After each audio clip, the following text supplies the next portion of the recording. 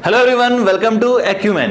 देखिए, आपका 18th को भी पेपर हुआ है, यानी कि कल आपका पेपर हुआ किसका, नर्मदा एंड कल्चर का क्लास 2 का एग्जाम हुआ है। उसका एनालिसिस थोड़ा सा देखते हैं, क्या क्वेश्चन कहां से पूछे गए हैं, कितना वेटेज किन सब्जेक्ट का था। मैंने आपको 5-6 दिन पहले एक वीडियो रिलीज किया था कि एटलीस्ट इतना तो पढ़ के जाना ही है, जिसमें आपको वेटेज मैंने बताए थे। तो कंपैरिजन करते हैं, क्या वेटेज हमारा एग्जैक्टली मैच किया या नहीं किया, ठीक है, और कट ऑफ कितना रहेगा इस पेपर के अंदर, उसको थोड़ा सा डिस्कस करते हैं। तो without wasting any more time, तो करना क्या है, आपको इस वीडियो को एंड तक देखना है ताकि आपको पता चले कि आपने जो क्वेश्चंस बना के आए हैं, ठीक है, उससे आपका पेपर क्लियर होगा भी कि नहीं होगा। ठीक है, जनरली पेपर इजी आया था। ठीक है, इजी मतलब अगर मैं कहता हूं भैया कि अगर नॉन टेक्निकल पोर्शन को देखें थोड़ा सा इजी आया था, अगर टेक्निकल पोर्शन देखते हैं सिविल वाला पोर्शन आया था उसको मॉडरेट कह सकते हैं हम लोग। ठीक है, तो without wasting any more time start करते हैं इस वीडियो को। ओके, देखिए, अगर हम बात करते हैं कि बिल्डिंग मटेरियल, जो बिल्डिंग मटेरियल सब्जेक्ट था, इससे कितने क्वेश्चंस आए हैं, टोटल 23 क्वेश्चंस पूछे गए हैं इसमें से, और वेटेज कितना रहा इसका, 11.5% का वेटेज रहा। मैंने आपको बताया था कि भैया बिल्डिंग मटेरियल बहुत इंपॉर्टेंट सब्जेक्ट होता है, इसीलिए इसको छोड़ के मत जाइएगा। तो जो लोग भी बिल्डिंग मटेरियल करके गए हैं, ठीक है, आराम से 23 क्वेश्चन बना के आए होंगे और 11.5% मार्क्स यहां से अचीव करके आएंगे डेफिनेटली।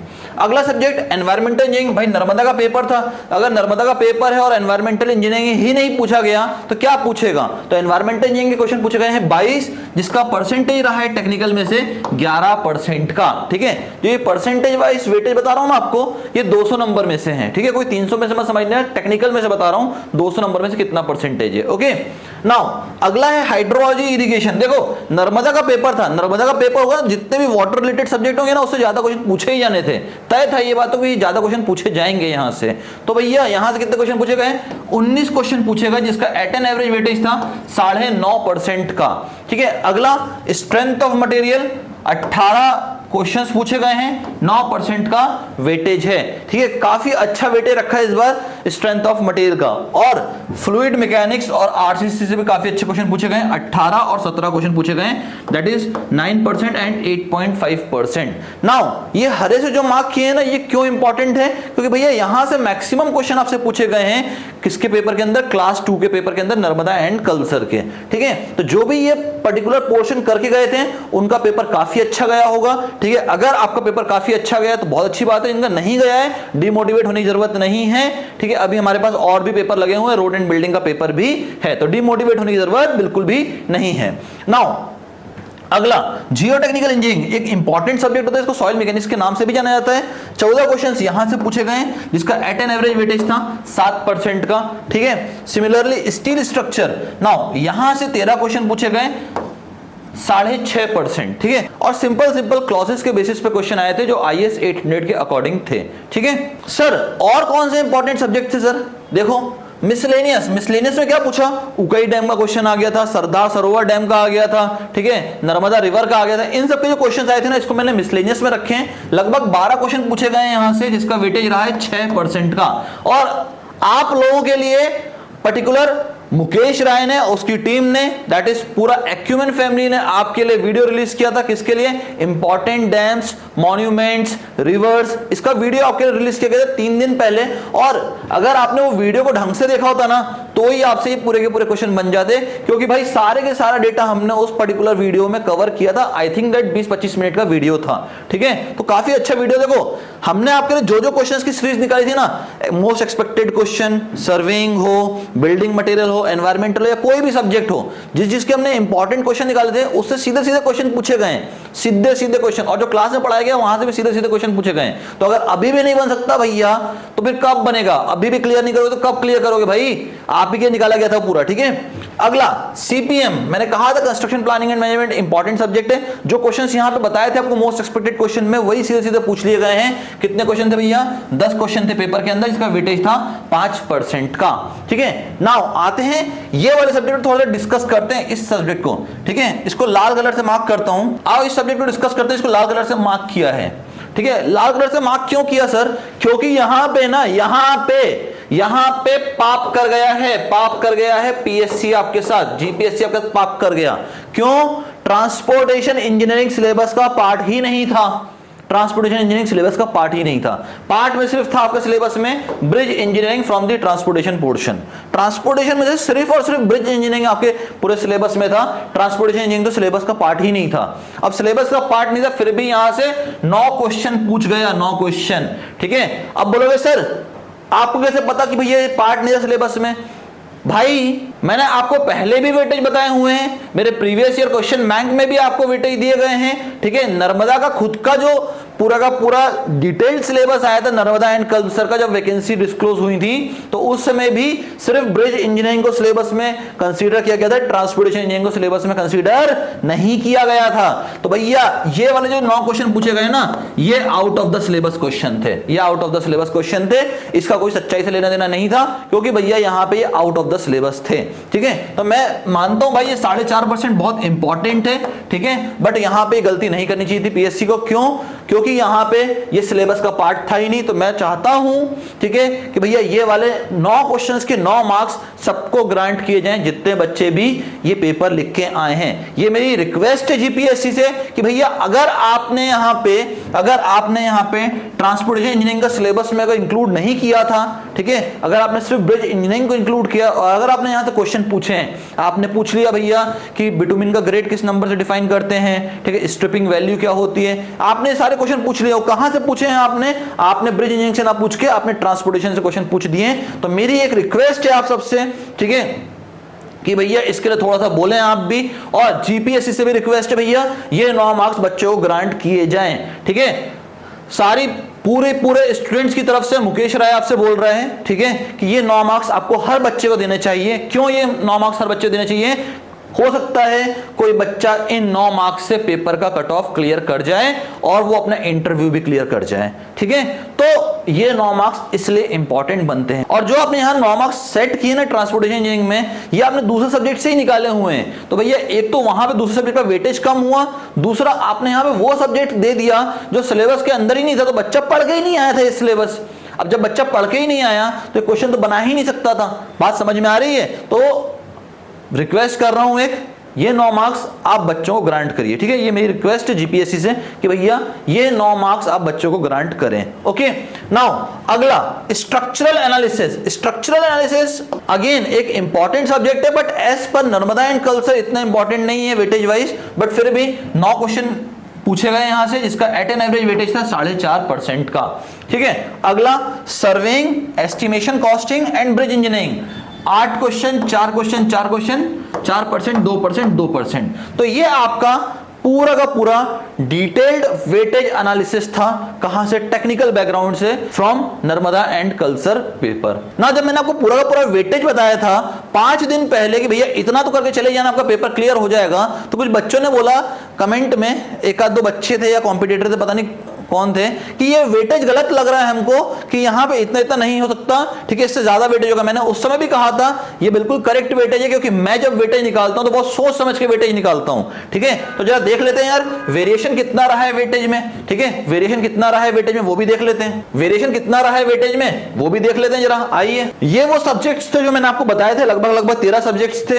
ठीक है, मिसलेनियस इंक्लूड नहीं है इसके अंदर। और ये वो वाले वेटेज थे जो मैंने आपको एटलीस्ट वाले में बताया था कि भैया एटलीस्ट वाला जो मेरा वीडियो आया था ना कि इतना तो करना ही करना है, तो वो वाले वीडियो में मैंने ये परसेंटेज आपको दिए थे, ठीक है। और ये आपका करंट परसेंटेज है जो अभी एग्जाम हुआ है उसके अंदर जो आपसे पूछा गया है। अब जरा ध्यान से देखिएगा, मैंने आपको बिल्डिंग मटेरियल कंस्ट्रक्शन 14% का बोला था, 11.5% आया। बहुत बड़ा वेरिएशन नहीं है, पर नियरली उतना होता है भाई। पीएससी में 2-3% का वेरिएशन ज्यादा नहीं होता, ठीक है। कोई सब्जेक्ट 2% कम हो सकता है, कोई सब्जेक्ट 2% बढ़ सकता है, बट नियर अबाउट इतना ही वेटेज होता है, +-2% हो सकता है, परमिसिबल होता है, इतना तो हो ही सकता है, ठीक है। एनवायरमेंटल इंजीनियरिंग 13% का वेटेज बोला था हमने, 11% पूछा गया है, यानी नियरली उतना ही पूछा गया है, ठीक है। जियो टेक्निकल 8% बोला था, 7% पूछा गया है, ठीक है। ये थोड़ा बहुत वेरिएशन जो है ना क्यों आया? क्योंकि ट्रांसपोर्टेशन पूछ लिया गया है आपसे, ठीक है। नाउ सॉलिड मैकेनिक्स 8% बोला था, 9% पूछा है, ठीक है। फ्लूइड मैकेनिक्स 8% बोला था हमने, 9% का ये भी पूछा है, तो सेम का सेम ही परसेंटेज चल रहा है। मैंने कहा है प्लस माइनस 2% का वेरिएशन अलाउड होता है, ठीक है। स्टील स्ट्रक्चर सीपीएम आरसीसी 7%, 7%, 6% पूछा, कितना 6.5%, 7%, 8.5%, नियरली सेम ही वेटेज है, ठीक है। इरिगेशन एंड हाइड्रोलॉजी 6%, 4% मिला के 10% बोला था मैंने, यहां 9.5% आपसे पूछा है दोनों मिला के। नाउ वेरिएशन कहां आ गया, वेरिएशन आया सर्वेइंग में, ठीक है, वेरिएशन आया सर्वेइंग में, स्ट्रक्चरल एनालिसिस में कि 7% का हमने बताया था और इसने आपसे पूछ लिया 4 और 4.5% का। क्यों? क्योंकि यहां से जो परसेंटेज निकला है वो कहां पे एडजस्ट हुआ, ट्रांसपोर्टेशन इंजीनियरिंग में एडजस्ट हुआ। सिमिलरली ब्रिज इंजीनियरिंग से हमने आपको कहा था कि 8% पूछेगा, क्योंकि पिछले पार्ट तक सिर्फ ब्रिज इंजीनियरिंग से क्वेश्चन पूछा गया है, बट इस बार क्या किया उसने, ब्रिज इंजीनियरिंग से तो क्वेश्चन पूछा ही पूछा, कितना 2% का, बचा हुआ 6 से 7% कहां से पूछ लिया उसने, ट्रांसपोर्टेशन इंजीनियरिंग से। इसी वजह से ये वेटेज थोड़ा सा कम हो गया। तो 3 ही वेरिएशन हुए, किस किस के, ब्रिज के, सर्वेइंग के और स्ट्रक्चर के, और वो भी ज्यादा वेरिएशन नहीं है, सिर्फ एक सबसे बड़ा वेरिएशन जो दिख रहा है वो ब्रिज इंजीनियरिंग में दिख रहा है। क्यों? क्योंकि वहां पे आपसे ट्रांसपोर्टेशन से क्वेश्चन पूछे गए हैं, ठीक है। अदरवाइज जो मैंने आपको बताया था, अगर आप इतना भी करके चले जाते ना तो भी आपका पेपर आराम से क्लियर हो रहा था, ठीक है ना। अब बात आती है कि सर नॉन टेक्निकल सब्जेक्ट्स का भी तो जरा वेटेज बताइए। तो नॉन टेक्निकल में जो करंट अफेयर से क्वेश्चन पूछे गए बेटा आपसे, वो 16 क्वेश्चन पूछे गए। अब टोटल आपका पूरा पेपर ही 100 मार्क्स का था, तो 100 मार्क्स में से अगर 16 नंबर का वेटेज है तो 16% का वेटेज आ जाएगा, ठीक है। तो इंपॉर्टेंट था करंट अफेयर, मैंने आपको कहा भी था कि भाई करंट अफेयर करके जाना, क्योंकि ये इंपॉर्टेंट होता है। फिर कल्चर से 15 क्वेश्चन पूछे गए, 15% यहां से आया। फिर आपसे जियोग्राफी और कॉन्स्टिट्यूशन से 15% पूछा गया और 15% का यहां से भी आया। तो नियरली अगर आप ये 4 सब्जेक्ट भी करके चले गए होते ना तो भी अच्छे खासा स्कोर हो जाता। नाउ एक सब्जेक्ट ये बहुत इंपॉर्टेंट है जो मैंने आपको बताया था, ठीक है, बिफोर योर एग्जाम, कि भैया मैथ्स एंड रीजनिंग छोड़ के मत जाना, इजी क्वेश्चंस आते हैं। 13 क्वेश्चन पूछे गए, 13% का, तो ये तो आराम से बना के आप आए होंगे, ठीक है। इकोनॉमिक्स, साइंस एंड टेक्नोलॉजी और हिस्ट्री से भी क्वेश्चन अच्छे खासे पूछे गए, 10, 8 और 8% के, ठीक है। नाउ अगर देखा जाए ना ओवरऑल देखा जाए तो जो पिछले साल GWSSB का एग्जाम हुआ था, ठीक है, कब, नवंबर दिसंबर के महीने में, ठीक है, और पिछले बार जो नर्मदा का पेपर हुआ था उसके कंपैरेटिवली इस बार नॉन टेक थोड़ा सा इजी पूछा गया है, नॉन टेक थोड़ा सा इजी पूछा गया है, ठीक है। बोलोगे सर थोड़ा सा इजी पूछा गया, तो टेक्निकल क्या था, टफ था क्या? टेक्निकल टफ नहीं था, but as compare to previous exam जो आपका नवंबर में हो चुका था नर्मदा एंड कल्पसर का, उसके कंपैरिजन में थोड़ा सा इस बार टेक्निकल पोर्शन हल्का सा टफ आया था। मैं कह सकता हूं अगर उस समय वो इजी था तो आज के समय में जो टेक्निकल एग्जाम आया है वो मॉडरेट लेवल का आया है, ठीक है। तो थोड़ा सा टफ आया है एज कंपेयर टू पिछले बार के, और ये तो होना ही था यार, ये तो होना ही था। मैं आपको हर बार से बताते हुए आ रहा हूं जब से वैकेंसी आई है कि भैया डे बाय डे जीपीएससी अपने लेवल को एक्सटेंड करता जा रहा है, पेपर की टफनेस लेवल को धीरे धीरे बढ़ाता जा रहा है। लास्ट टाइम उसने GWSSB के पेपर में दिखा दिया था आपको, बट बच्चा उसके बाद भी नहीं समझा, बच्चा बोला यार एक पेपर में दिखाया होगा और क्या ही हो जाएगा, पर इस बार भी उसने दिखाया कि भैया अब वो सिंपल क्वेश्चन नहीं पूछने वाला। अब वो समय गया जब आप 3 महीने या 6 महीने की तैयारी करके पेपर निकाल लेते थे, अब चाहिए भैया सॉलिड 1 साल की प्रिपरेशन, ठीक है। अब 1 साल की सॉलिड प्रिपरेशन चाहिए, तब जाके पेपर निकलेगा, क्योंकि आपको बारीक से बारीक चीजें पता होनी चाहिए। अभी हम लोग सॉल्यूशंस लेके भी आ रहे हैं आपके लिए, टेक्निकल का नॉन टेक रिलीज कर चुके हैं, टेक्निकल का सॉल्यूशन भी लेके आ रहे हैं, तो आपको समझ में आएगा कितनी बारीकी से क्वेश्चन पूछे गए हैं, कितने अंदर तक घुस के क्वेश्चन पूछा गया है जीपीएससी ने, ठीक है। तो अब 1 साल की सीरियस प्रिपरेशन लगने वाली है आप सबको, ठीक है, तब जाके आप पेपर क्लियर कर पाओगे। ओके, नाउ अगर बात करता हूं कि भैया टेक्निकल में से मोस्ट इंपॉर्टेंट सब्जेक्ट कौन कौन से पूछे गए थे, तो building material, environmental, hydrology, irrigation, strength of material, fluid mechanics and RCC सबसे इंपॉर्टेंट सब्जेक्ट्स थे, जिनका नियरली 117 मार्क्स का क्वेश्चन पूछा गया है आपसे, 117 मार्क्स के क्वेश्चन पूछे गए हैं, ठीक है। तो बहुत होता है यार 117 मार्क्स। अगर आप 117 मार्क्स टेक्निकल में ले आओ और 31 मार्क्स आप नॉन टेक में ले आओ ना, तो आपका कट ऑफ तो ऐसे ही निकल गया, आपका कट ऑफ तो ऐसे ही निकल गया, ठीक है। तो ये इंपॉर्टेंट सब्जेक्ट्स थे, आने वाले समय में भी याद रखिएगा कि ये इंपॉर्टेंट सब्जेक्ट्स में आते हैं, तो आपको इनको भी करके जाना पड़ेगा रोड एंड बिल्डिंग के लिए भी, ठीक है। नाउ अगला जो आपका आता है इंपॉर्टेंट सब्जेक्ट, मोस्ट इंपॉर्टेंट देख लिए, अब इंपॉर्टेंट सब्जेक्ट देखते हैं। इंपॉर्टेंट सब्जेक्ट अगर 4 है, geotechnical engineering, steel structure, miscellaneous and CPM. Miscellaneous हर बार पूछता है यार, डैम वगैरह के बारे में हर बार पूछ रहा है, और मैं हर बार आपके लिए ना वीडियो निकालने की कोशिश करूंगा कि आपको एग्जाम से पहले एक छोटा सा वीडियो दूं 30 मिनट के आसपास का, जिसमें आपका पूरा का पूरा ये मिसलेनियस वाला कवर होते जाए, ठीक है। बच्चों के लिए सोचता हूं यार जितना सोचता हूं, ठीक है। नाउ यहां से आपसे क्वेश्चन कितने मार्क्स का पूछा गया? 49 मार्क्स के क्वेश्चन पूछे गए आपसे, 49 मार्क्स के। इंपॉर्टेंट है भाई, इंपॉर्टेंट। अगर आपने ढंग से सोच लो, मोस्ट इंपॉर्टेंट और इंपॉर्टेंट सब्जेक्ट ही कवर कर लेते ना पूरे पूरे, तो भी आपका नियरली 160 नंबर के आसपास आ जाता, आप ऐसी पेपर क्लियर कर जाते। ठीक है, तो भैया बहुत ज्यादा नहीं पढ़ने का है, पढ़ना है कितने? 4 सब्जेक्ट यहाँ हो गए, 6 वहां हो गए। ठीक है, आइदर ऐसे गिन लो या फिर 6 सब्जेक्ट मोस्ट इंपॉर्टेंट के पढ़ लो, 2-3 आप नॉन टेक के पढ़ लो, तो भी आपका पेपर क्लियर हो जाएगा। पर पढ़ना सॉलिड पड़ेगा, मतलब सब कुछ पढ़ना पड़ेगा उस सब्जेक्ट में, कुछ भी छोड़ के नहीं जा सकते आप। ठीक है, अब आते नॉन इंपॉर्टेंट सब्जेक्ट, जिसमें ट्रांसपोर्टेशन को मैं गिनता ही नहीं था भाई। यहाँ पे क्यों नहीं गिनता था मैं आपको बता चुका हूं, क्योंकि ये सिलेबस का पार्ट ही नहीं था ना यार। तो ये तो गलत पूछा गया, ये तो पूछा ही गलत गया है, ये तो पूछा ही गलत गया है। इसके लिए तो मैं एकदम सख्त विरोध में हूं कि भैया आपने ट्रांसपोर्टेशन क्वेश्चन कैसे पूछ लिया? ये 9 मार्क्स तो बच्चों को देना ही पड़ेगा। ठीक है भैया, अगर जितने भी स्टूडेंट मुझे सुन पा रहे हो, ये 9 मार्क्स तुम्हारा हक है। ठीक है, और ये तुमको ना लेना ही लेना है, तुम्हारा हक है भाई। 9 मार्क्स से आपकी रैंक इंप्रूव हो सकती है, आपका सिलेक्शन हो सकता है। ठीक है, तो ये 9 मार्क्स को छोड़ मत देना, बहुत इंपॉर्टेंट है 9 मार्क्स। ठीक है, अगला स्ट्रक्चरल एनालिसिस 9 नंबर का यहां से पूछा गया है।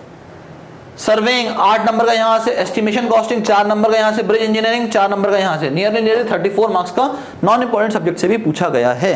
ठीक है, अगर आप चाहें तो आने वाले एग्जाम से इनको छोड़ सकते हैं और इनको छोड़ के बाकी सब्जेक्ट को भी कवर कर सकते हैं, अगर आपके पास टाइम नहीं बचता है तो की ही बात है। ओके, नाउ देखो एनालिसिस तो मैंने बताया, अब बात है कट ऑफ कितना जाएगा, कट ऑफ। ठीक है, कट ऑफ कितना जाना चाहिए? देखिए based on difficulty level of your paper, जो आपका डिफिकल्टी लेवल था पेपर का, मुझे लगता है कहीं ना कहीं लड़कों के लिए जाने वाला है भैया नियरली 140 के आसपास जाएगा। 140 से 150 के बीच में वेरी कर सकता है आउट ऑफ 300 लड़कों के लिए।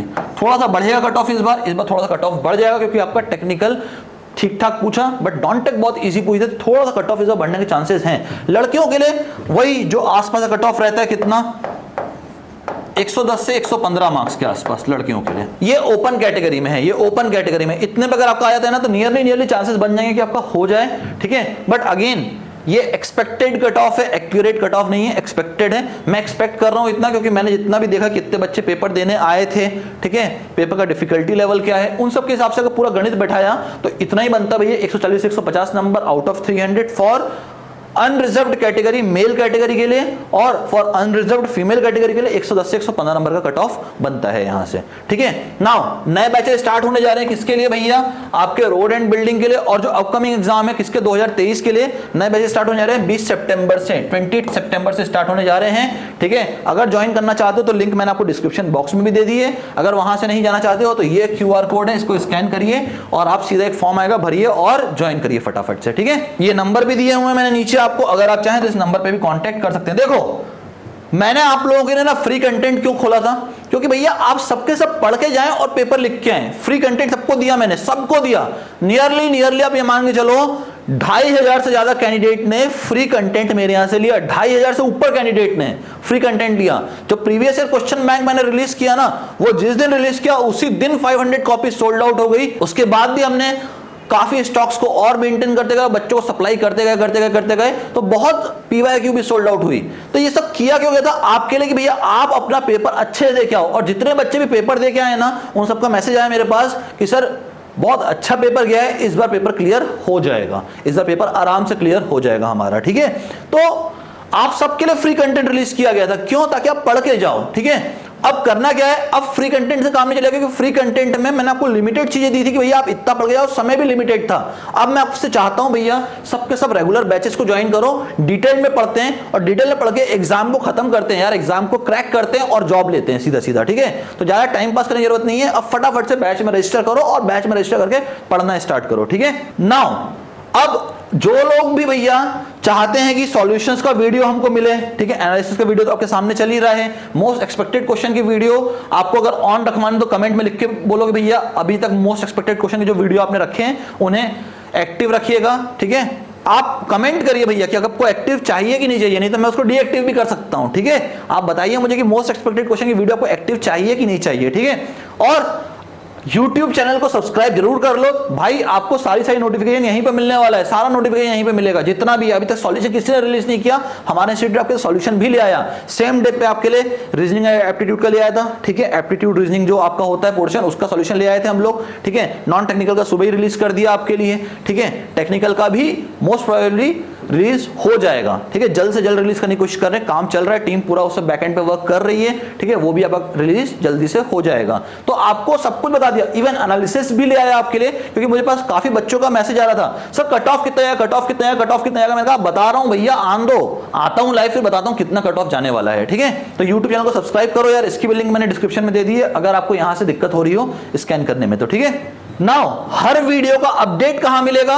हमारे टेलीग्राम चैनल पे। सबसे पहले हमारे टेलीग्राम चैनल पे हर वीडियो का अपडेट मिलता है। आपको करना क्या है, आपको इस क्यूआर कोड को स्कैन करना है और सीधा टेलीग्राम चैनल को ज्वाइन कर लेना है। अगर दिक्कत जा रही है तो टेलीग्राम की लिंक भी मैंने आपको डिस्क्रिप्शन बॉक्स में दे दी है, वहां से भी आप ज्वाइन कर सकते हो। कर लो यार, जो तुम्हारे फायदे के लिए चीज है ना, मेरे कोई फायदे के लिए नहीं है यहाँ पे। अगर आपको बुक्स वगैरह परचेस करनी है, बुक्स की डेमो कॉपी वगैरह देखनी है, तो आप हमारी वेबसाइट पे विजिट कर सकते हैं edeklavya.com, ठीक है। स्कैन करिए इस क्यूआर कोड को, सीधा पहुंचेंगे।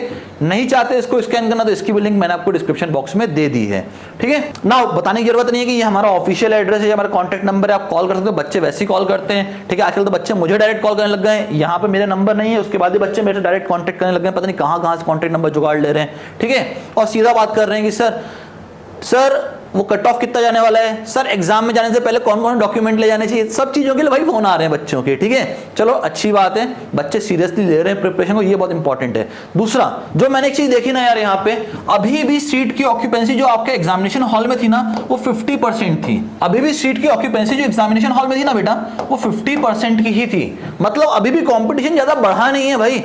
मैं देख रहा हूं एक क्लास में 24 की सीटिंग अरेंजमेंट है, और बैठ कितने रहे हैं बच्चे, सिर्फ और सिर्फ 12 बच्चे रहे। किसी क्लास में 10 ही बच्चे आए हैं, किसी में तो 8 ही बच्चे आए थे। तो भैया अभी तो 50% से भी कम बच्चे एग्जाम देने आ रहे हैं, और उसमें सीरियसली कितनों ने प्रिपरेशन किया होगा, तो हार्डली इसमें से 20% लोगों ने सीरियसली प्रिपेयर किया होगा। इन 20% में जिन्होंने सीरियसली प्रिपेयर किया, उसमें लड़कियां कितनी होंगी, तो समझ लो आपकी लगभग 4% लड़कियों को निकाल दो और 16% लड़के बचे होंगे, ठीक है। जितनी वैकेंसी आई है, क्या उसमें से आपके चांसेस फेवरेबल है? क्या आपके पास 60% ज्यादा चांसेस पेपर को क्लियर करने के, 60-70% ज्यादा चांसेस है भैया, जिस तरह से रेशियो जा रहा है। तो 70% ज्यादा चांसेस है कि आप पेपर क्लियर कर लोगे, ठीक है। तो जैसे आपका प्रीलिम्स का रिजल्ट आता है, आपका क्लियर होता है, फिर आपके लिए इंटरव्यू सेशंस भी लॉन्च कर देंगे, ओके। तो करना क्या है भैया, सबको पता ही है, चैनल को सब्सक्राइब कर डालो, ठीक है। वीडियो को फटाफट से लाइक कर लो, शेयर कर दो अपने दोस्तों में, और सॉल्यूशंस बहुत जल्दी लेके आ रहा हूं टेक्निकल के आपके लिए। मिलते हैं सॉल्यूशंस में, ठीक है। Bye bye everyone and thanks for your time.